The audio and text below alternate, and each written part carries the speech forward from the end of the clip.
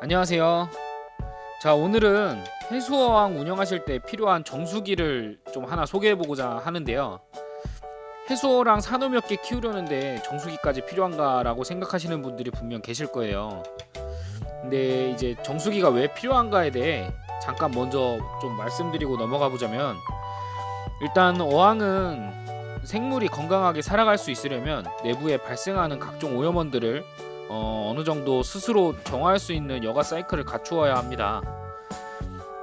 이제 여가 사이클을 잠시 살펴보자면은, 먼저 물고기의 배설물이나 아니면은 어항 내 먹지 못한 먹이들이 남아도는 먹이들이 분해가 되면은 암모니아 성분을 배출하게 되는데요.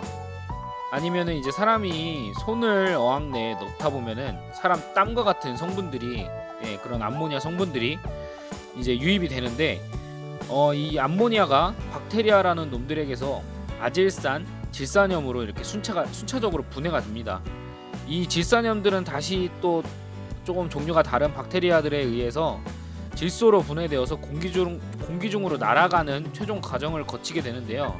여가 사이클이랑 그 다음에 정수기랑 무슨 상관이냐, 이런 궁금증이 생기실 텐데, 이런 여가 사이클들의 각 과정보다는 그 분해 과정 중간중간 생겨나는 여러 요소들이랑 관련이 있습니다.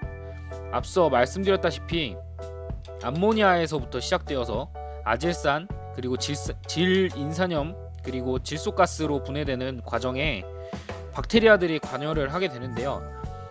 문제는 우리 어항들이 아직 이 사이클들을 완벽하게 컨트롤할 만한 능력이 없을 수도 있어요. 아직 세팅하신 지 얼마 안 되거나 하시면은 박테리아가 완전히 자리 잡지를 못해서 이런 능력이 없을 수도 있는데, 물잡이를 이제 보통 다 하고 넣으실 텐데, 이 물잡이란 게 물이 완벽해지는 데까지 기간을 최소 뭐 한 달, 많게는 5년에서 10년을 보시는 분들도 계시거든요. 그래서 수조를 운영하시다 보면은 잘 살던 물고기들이 갑자기 어느 날 의문사를 하거나, 아니면 산호가 어제까지 폈던 산호가 녹아내리거나 하는 것들은 다 이 사이클이 불안정하거나 미흡하다 해서 그런 현상이 발생한다고 보셔도 무방할 것 같습니다. 아무튼 우리 어항에는 크게 두 가지의 생물군이 살아요. 물고기랑 산호. 얘네들을 이제 아까 말씀드렸던 분해 과정에서의 그 부산물들의 좀 연관을 지어보자면은, 암모니아 자체가 독성물질이라 산호나 이제 물고기에게 전부 안 좋긴 하지만, 그래도 굳이 한 가지를 뽑자면은 물고기는 굳이 조금 비교를 해서 나눠보자면은, 물고기는 암모니아에 좀 더 취약한 부분이 있고요. 산호는 질인산염, 얘네들에 의해서 성장이 느려지거나 아니면 이끼로 뒤덮인다거나 심한 경우는 죽는 경우도 있고 해서 질인산염에 좀 더 취약한 부분이 있습니다. 대부분 환수만으로 꾸준히 해주시면은 이런 암모니아나 질산염, 인산염들이 어느 정도 제거가 될 텐데요. 문제는 우리가 환수를 해주는 이 환수물입니다. 염도를 맞춰주기 위해 넣어주는 보충수도 똑같은 얘기예요. 우리가 환수물을 만들 때나 보충수를 넣어줄 때 보통 이제 어항 크기가 작으신 분들은 수돗물을 많이 넣어주실 거예요. 근데 이 수돗물 안에 여러 가지 중금속 성분들이나 이제 질인산염이 여기에 들어서 우리 집 내로 들어오는 경우가 있거든요. 저희는 이거를 제거하려고 환수해서 계속 빼주고 있는데, 환수물에 다시 넣어서 어항에 부어주면 질인산염 같은 경우에는 어항 내에 계속 축적이 될 거예요. 산호가 살아가기에 필요한 영양소들은 이미 우리가 비싼 돈을 들여가면서 이제 사놓는 해수염에 대부분 들어가 있기 때문에 기존 수돗물에 들어있는 것들은 필요가 없게 되는 거죠. 그래서 이런 불필요한 성분들이 수조 내부로 추가로 유입되는 것을 막기 위해서 많이들 이제 깨끗한 물을 만들기 위해 정수기를 쓰시곤 합니다. 환수물이나 이제 보충수 자체를 깨끗한 상태로 만들어주는 거죠. 자, 그래서 많이들 집에 정수기들을 들이시거나 정수기 필터들을 설치를 하시는데요. 저희 집 같은 경우에는 정수기 설치 여건이 안 돼요. 그리고 또 이렇게 외부에다가 필터만 설치하자니 호스랑 이런 것들이 좀 노출되어서 지저분해지고요. 그래서 제가 이제 대용품으로 선택한 것이 이 제로워터라는 정수기입니다. 휴대용 정수기인데요. 보통 해수인들이 운영할 때 설치하시는 게 로디 방식, 이제 RODI 방식이라 그러는데 이게 역삼투압 방식이거든요. 이 방식들을 많이들 사용을 하시는데 지금 이제 소개해드린 이 정수기는 이온 교환 방식을 사용하는 정수기입니다. 정수 효과는 뭐 거의 역삼투압 방식에 가까운 정수된 물을 얻을 수 있다고 하는데요. 이미 이제 해수어항을 운영하시는 분들이 이제 로디 방식의 정수기에 좋은 대안으로 또 사용을 많이들 하고 계신다고 하네요. 자, 그러면 지금부터는 제품을 한번 살펴보겠습니다. 일단 이 제품에는 조금 메리트가 느껴질 만한 중요한 요소가 하나 더 추가되어 있는데요. 여기 TDS 미터기가 동봉되어 있는데 수질 측정기입니다. 일단 포장은 이렇게 되어 있고 정수기를 그럼 한번 뜯어보겠습니다.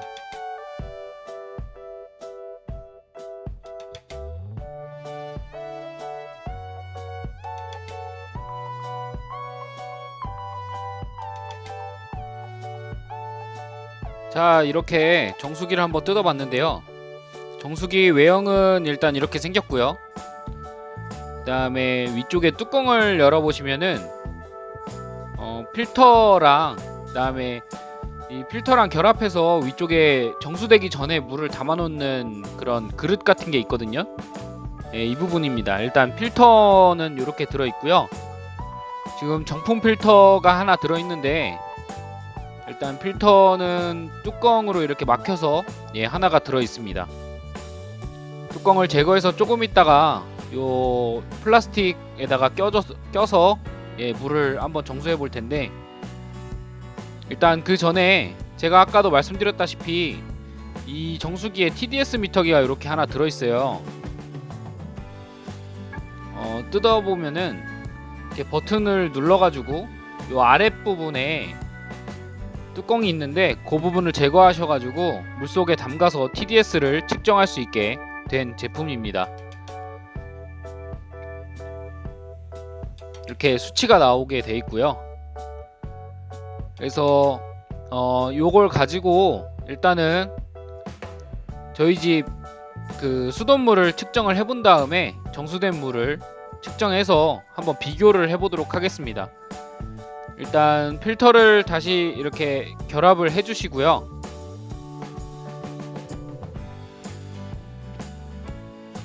정수를 통해서 수치가 어느 정도 변하는지 한번 살펴보도록 하겠습니다.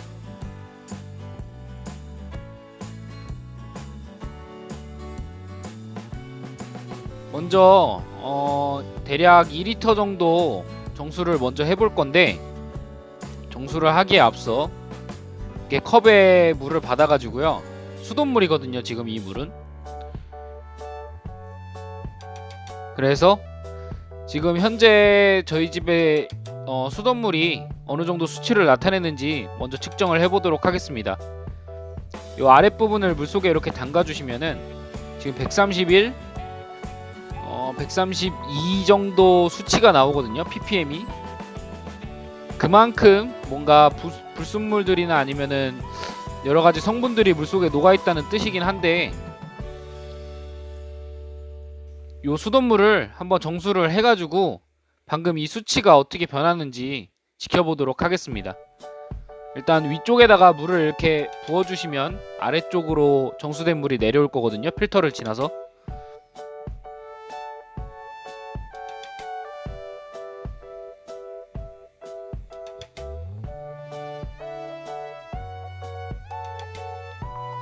자, 물을 위쪽으로 넣어주니까 이렇게 아래쪽으로 물이 나오기 시작하는데 위쪽 부분에 일단 이렇게 물이 담겨 있고 필터를 지나서 밑으로 빠져나가는 그런 구조입니다. 시간이 조금 걸릴 것 같으니까 한번 지켜보도록 하겠습니다.